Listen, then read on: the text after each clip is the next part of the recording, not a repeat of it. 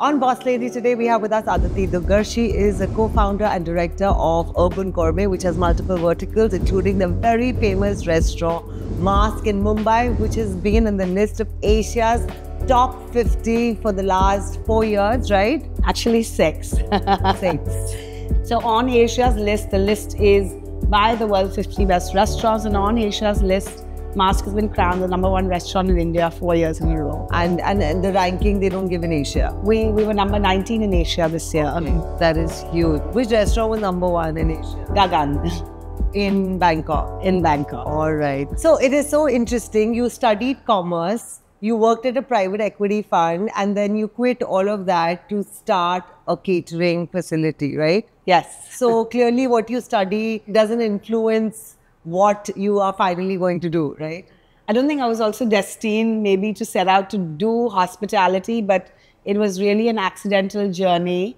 My mom used to run cooking classes at home. I started helping her only to realize how much I love feeding people and the spark in their eyes when they eat great food. Wow. So at which you left the private equity and then you joined her? Yeah, I actually got pregnant accidentally again. I quit going to MBA school and got pregnant again the following year and realized that, you know, obviously God had another plan, and became a full-time mother for 4 years before I ventured into a catering business. And I also read at some point you trained at Zuma, you trained at Le Petit Maison, and you also worked with a street hawker in Bangkok. Yes. Now, when did that happen between private equity, catering, being pregnant, and starting Mask? I've always had a travel bug. I mean, from a very young age, my parents used to travel a lot. Plus, also when I got married, my partner and me loved traveling. So he's a jeweler and he used to do a lot of trade shows, and sometimes I would accompany him, but I'd be very bored going in circles and seeing a million diamonds. So I started like reaching out to different restaurants that I loved dining at and hounding the chefs to let me stage in the kitchen, just out of boredom, but only to realize that later on in my journey is those dots connected. How wonderful. And how long were you at all these places for out of fun? And so actually with the hawker, I have family in Bangkok, and I ended up overstaying one summer, and I worked with the hawker for 3 months. Oh, how lovely. But the other stints were more like stagiaires, maybe for 10 days to 2 weeks. What fun. That sounds like a dream. I'm going to try doing that. I never knew that was possible. All right. So what inspired you eventually after you opened your catering facility, you worked at all these places? Why did you decide to start Mask? Again, you know, it was really the right place, right timing. We had just, Aditya and me had gone to San Sebastian for a holiday. When we came back, we already had the space where Mask houses today. It was meant to be my kitchen, my commissary kitchen for Sage and Saffron. And when we came back from San Sebastian, we were like, oh my God, there's a big gap in the fine dining market in India. And already had a lot of insights from my catering where clients were demanding that, you know, I ate at Percy, I ate at Alinea, I ate here, and, you know, can you recreate these experiences or these special memories? And we realized that, you know, there was obviously a gap in the market to do something different in the fine dining space. It was very risky. Everybody dissuaded me. In that journey, I was looking for a head chef for my catering business, and I met Pratik, and we decided to start Mask. So people dissuaded you. What did they say? They said that it would be crazy. People start, you know, with maybe a less risky proposition for a business. When you're venturing, if I have no background of hospitality, you don't go and like get gold star immediately. You start, you learn the wheels of the business before you just say, okay, I want to open a Michelin level restaurant in India. So everybody said, oh my God, it's a failed idea. You know, Indians don't have the patience for a tasting menu. Like, it's not going to work. And honestly, it's been a journey. I can't say that, of course, Mask was very popular from the very beginning because of the critiques, you know, saying that it was the most daring restaurant in the country. It was a journey because we had to get beyond just the, you know, my friends and family dining at the restaurant. Yeah. So the circle had to get bigger. So that was a journey. How did you do that? There were many days where the restaurant was also empty, and we questioned ourselves that are we doing the wrong thing? And actually that really helped us. I think when you're, failing and you're at rock bottom at something, you realize that you need to pivot, you need to start listening to your audience more. And that also helped us with the journey of Mask, from being just an ingredient-driven restaurant to then becoming a story about the Himalayas, which was more chef-focused. And now, when Varun took wheels, it became more about India. And, he's a Bombay-born chef. And, he's been there since day one of Mask. So he's seen the whole ups and downs of our journey. And I think that, we realized that we wanted to be more true to who we are, more Indian, more robust in flavor. And, the restaurant just kept evolving. So I want to rewind to the time when you said that we had some nights which were empty, and then we kind of went on a journey of listening to what people were advising. So what were people advising at that point? I mean, how did you pivot? What was the direction they told you? We had a lot of patrons from day one who, loved that we had taken this bold step to do something that was really changing the landscape of dining in India. And, I think it was, like I'm saying, is right place, right time. Sometimes when you do these things, it's like the first mover advantage. And like, obviously, there are a lot of people who want to support you when you're taking risk as well. Yeah. So it was amazing where, our diners it was almost like they were constantly invested in our success. And they would give us, tell us, okay, like a diner told me once when I was having a meeting with her, who actually I ended up working with, and Cecilia Parekh of Le Mill, she helped me actually then pivot my story because I started actually working with her as a brand consultant. So what did she say? She said that, she was always there. Thursday night, she was at the restaurant all the way from Colaba. And she said that every time I come here and every time there's an international guest, the only restaurant I want to dine at is at Mask. I feel like I could be anywhere in the world. This restaurant is so global. But sometimes I don't know how to describe your cuisine. Is it Mexican? Is it European? Is it just an ingredient story? I'm finding it hard to always explain what Mask stands for.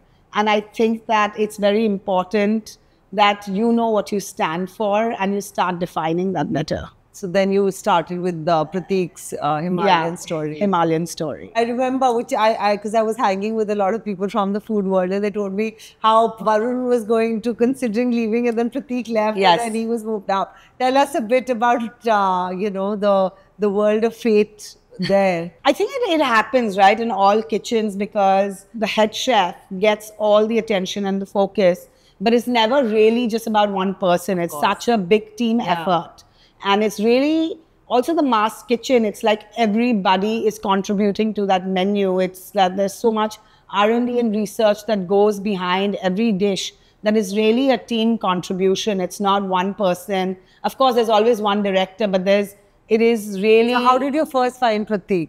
Very, very, again, accidentally, a friend of mine, his name is Mangal, and he used to run Open Table. It used to run events in the city. And his brother is one of our closest friends, Darshan. And he, introduced me to Mangal, said, you're starting something out in food. Mangal does these concept tables and you should connect with him. And I told him that, hey, I already do very high-end boutique catering and I'm looking for a chef. And he said, there is a chef who's just moved from the US and is working at the Leela Udaipur. And he was with me at Noma for 2 months.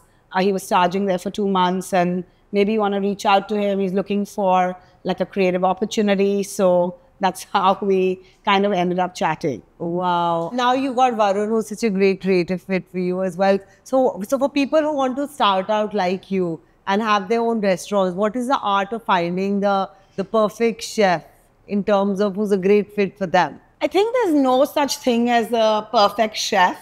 I think that you have to be aligned on a vision. Of course, he needs to be creative and he needs to understand food and has to have that deeper aesthetic sense of, flavor, and has to understand complexity of cooking. Of course, all of that is all the technical skills that a chef needs to have. But I think also at the same time, they need to be sensitive of, the concept that they're working within or the environment that they're working with, the diners in the space. I think that hospitality is really like almost welcoming someone into your home, right? That is so true. you have to be sensitive to so many things that, you're actually feeding and nourishing somebody at the same time. From when you started to now, there's so many restaurants in the last 5 to 7 years all across the country. What do you see as the future of food and restaurants in India? I think it couldn't be more exciting, and I think I feel so proud, to have led the way, and I can proudly say that Mars did lead the way, and for so many more restaurants now to exist that, wouldn't have taken that risk initially to go and open a fine dining restaurant, and it's so exciting to see so many new concepts pop up. And even this year on Asia's 50 list, there were 8 restaurants from India that even featured on the extended list. And of course, Indian Accent was on the main list. It's so exciting that now we're, a community, we can talk about India as a dining destination. Tell me a bit about women in kitchen. There have been so many articles on how it's just such a male-driven space, the kitchen. How have you tried to change it, and what's your kind of advice to other people and other restaurants out there to make it a more female-friendly environment? I think women, of course, add a lot of empathy in the kitchen. And as a female entrepreneur, that's always been sort of my endeavor to have more women surround me, because it's really a safe space for me as well, right? Like sometimes the male energy, you can't, they almost become like children. So True. So obviously from day one at Mask, we wanted to employ more women. It has been difficult, like in the kitchen especially, to create that balance because of the hours. People were against, like parents would be against, like, how would my daughter travel back safely? But I think it's changing. And I think that, everybody's setting better work-life environments. Like we at Urban Gourmet, we have a 5-day work policy. Twice in every alternate week, it's a 5-day. Usually the norm was only 4 weeks off. Now we made it 6 weeks off. So we were one of the first restaurants to actually put some policies like this in place. We respect that if we've burnt out, we haven't shied away from hiring more people or getting the help needed. Of course, it's been a process. I wouldn't say we got everything right at day one, but we are making the best efforts to make it as safe as possible for women to work within our workspaces. Now, in fact, when you go into the Mask kitchen, you'll see so many women. And now, obviously, Mask is a legendary restaurant and you're winning all these awards everywhere. But at some point, maybe before you met Cecilia, or any point, did you ever see any roadblocks and you're like, oh my God, we cannot do this, we'll have to shut down? Did that ever happen or no? No. No? I don't think there was ever a thought of ever shutting down. Yeah. But, we had some wild ideas. Since before we actually even decided that, Mask will just be a tasting menu restaurant only, we thought that, okay, we can partly run it like something like this, partly as a hangar where we invite international chefs to come collaborate with us and take up the space, because it was built like a theater. While we were having these conversations, one of my mentors is Matt Orlando of the very famed Amas in Copenhagen. And he was the first chef that I reached out to say, hey, I'm so passionate about what you do, how you cook, your thought process, what you're doing with food. And will you come collaborate with me? This is, the kind of restaurant I'm starting in India.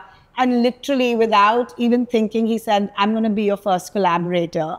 And we started talking about the idea of doing it as a pop-up, a master pop-up at Mask. And obviously the ideas evolved. And then we realized we actually want to have our own restaurant and a full-blown space which will be called Mask and will run as a tasting menu restaurant. Even though the ideas evolved, Matt still was our first collaborative chef that came out in 2017. Wow. And it really put us on the map straight away. I'm sure. Tell me a bit about restaurant design, the architecture, the kitchen design. For people who are starting out, any kind of advice you have about that? I think space is everything, right? It's the first feeling of walking into a restaurant. You feel the space. The energy of the space is everything. So it definitely starts with that, and then it is the people which make a brand what it is. We've been very fortunate, and again, very accidentally, I met Ashish Shah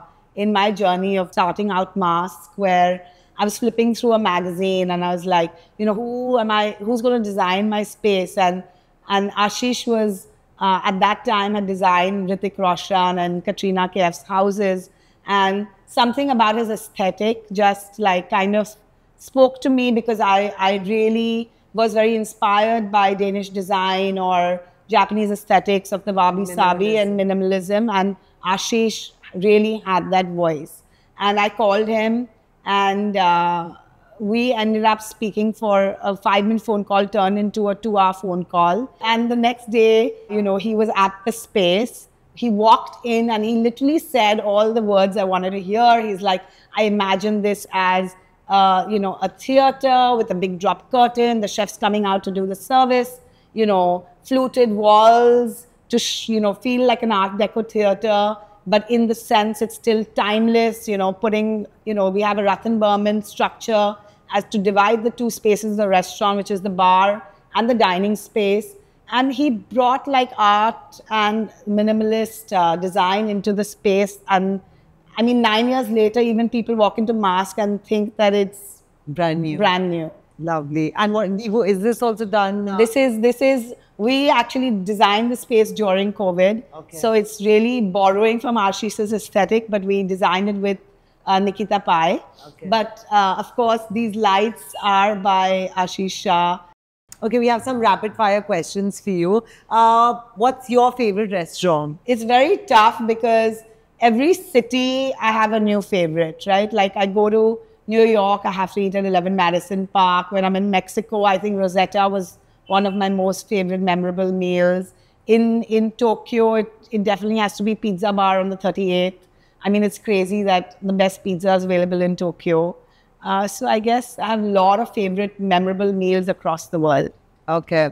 What's your comfort food? Khichdi. What's your favorite drink? Anything with yuzu and gin. What's your favorite bar? Paradox. Should we go check it out? Yes.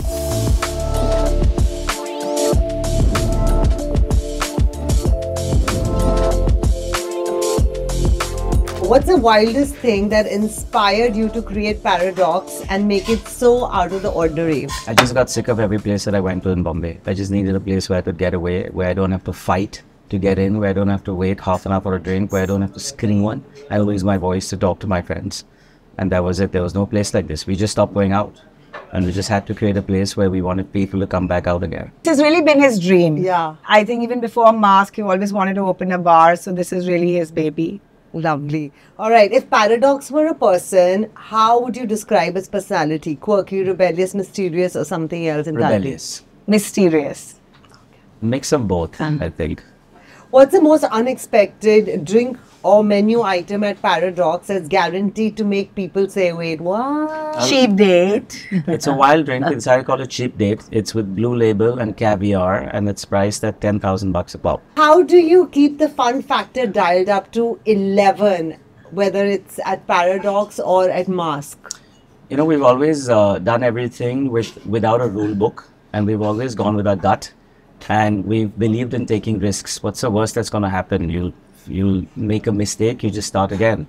And I think the fact that we have a never say die attitude and we want to do everything 110%, that just pushes us and that pushes the whole team along with it. But at the same time, fun is very important because we both are her maybe not so much. Me, I'm still a little bit more calm than most people, so it's okay. I mean, we just love doing a lot of things with a lot of heart. But any secret sauce, anything which is your own ritual? It's called love. If you don't love what you're doing, you can never have fun at what you're doing. So you gotta love what you're doing. What's the quirkiest feature or detail in the bar that you think people would not stop talking about? For me, my favorite place is the tent in the middle of the dining room. I think for me, it's the ceiling upstairs in the bar. When you walk in, you don't expect it as soon as you step up, but as soon as you walk a few steps in, it just hits you right in your face. If someone walks into Paradox for the first time, what's the one thing you hope blows their mind? Everything. The experience. Everything. Yeah. If there is a paradox in the way you run this bar that makes it special, is it like serious fun or chaotic harmony or any kind of wordplay? I think Chaotic harmony for me. Yeah, because there are no rules. There were no rules when we decided to start the place. My brief was very simple: to the bar and the kitchen. You have no rules. It's a playground. You do whatever you want. It's a playground. And what's the food you'll be serving here? So it's inspired. It's small plates inspired. It's got a very global inspiration. You know, it's places that, you know, we travel, chef travels. You'll expect it on the menu. What's the most outrageous event you've ever had at Mosque? And what do you think, you hope is the most outrageous theme you'll have at Paradox? A bachelorette party here? No, I don't know. I was going to say a bachelor party, but a bachelorette would be a lot more fun. For sure. Okay. How do you make sure every guest feels like they've stepped into a totally different world when they walk through the door of Paradox or Mosque? I think it's a hospitality, and I think it's a warmth. Obviously, I mean, we've gone all out in the way we've created our spaces, but I think at the heart of it, I think it's a hospitality. It is, yeah. I think we're very, I think to be in hospitality, you have to be very generous. And I think at UGIPL, we have a very generous hospitality. Yeah, at times the people with us think we're a little mad because we don't say no to a lot of things, but that's just who we are. All right, amazing. And my last question to both of you is, you have 3 children. How do you manage this, traveling and having 3 kids and making sure you keep winning awards? Gotta go with the flow. What's the recipe? You gotta go with the flow. No, but we're always filling in for each other. Where we have a great support system. Our parents are very, very invested in our children, so it takes a village. And we've also raised our children to be very independent and also supportive to each other. And I guess what she said about the family, that's actually the reason why Avriti and I have ever been have managed to do anything. I think it's our family. Thank you so much. Thank you. It was so much fun chatting.